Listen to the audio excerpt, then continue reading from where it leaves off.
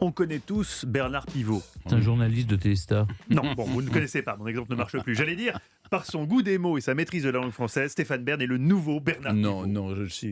pas jusqu'à sa cheville. Je n'irai pas par quatre chemins, Mathieu. Ma question du jour est simple. Pourquoi dit-on « Hurrah » pour acclamer quelqu'un ou exprimer une forte joie quand un but est marqué, quand on veut encourager des personnes qui font un effort? Oui, alors je ne sais pas vous Stéphane, mais j'ai l'impression quand même que le hurrah est un peu passé de mode. Moi, personnellement, je n'ai pas encore crié hurrah une seule fois en 2021. En même temps, est-ce qu'il y a vraiment des raisons de crier « Hurrah » en C'est peut-être pour 2021? ça, oui, je sais Pour pas. le moment. Hurrah est russe. Oui, je vous laisse méditer.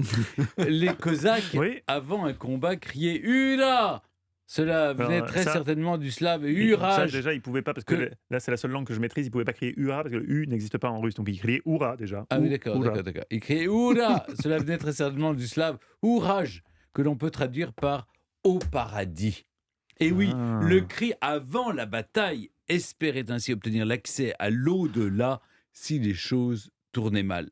C'est un peu comme, vous savez, les Japonais qui Qui mange des ramen. non, qui criaient, Harakiri. en se faisant harakiri, ils criaient bonsaï ou je sais pas ce qu'ils criaient. Banzai. Banzai. C'est bien, c'est qu'il l'a dit avec un doute qui était très Oui. fort, mais c'était ça. Vous C'est avez ça, oui.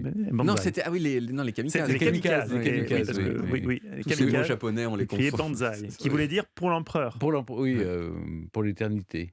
100 ans, 1000 ans. Que l'empereur vive 1000 1000 ans ou quelque chose comme ça. Exactement, c'est Ouais. toujours pareil. Donc c'est au paradis. On ça y veut arrive, dire la même on y arrive chose. Stéphane, on a sorti les rames. on a Une réussi. autre explication est possible. Laquelle? Cela pourrait venir du verbe tartare, vurmak, frapper. Une fois conjugué à l'impératif à la troisième personne du singulier, cela donnait hurrah.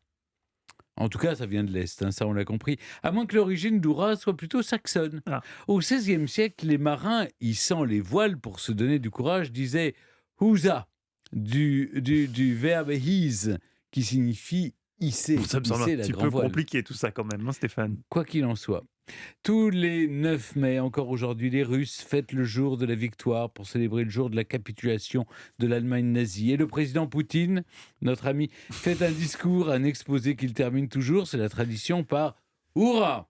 Alors je ne sais pas si un jour notre président de la République remplacera la « Vive la République, vive la France » par « Hip hip hip, hurrah !» Mais voilà un truc qui serait vraiment disruptif. Peut-être un peu trop d'ailleurs. Chouïa trop, peut-être, effectivement.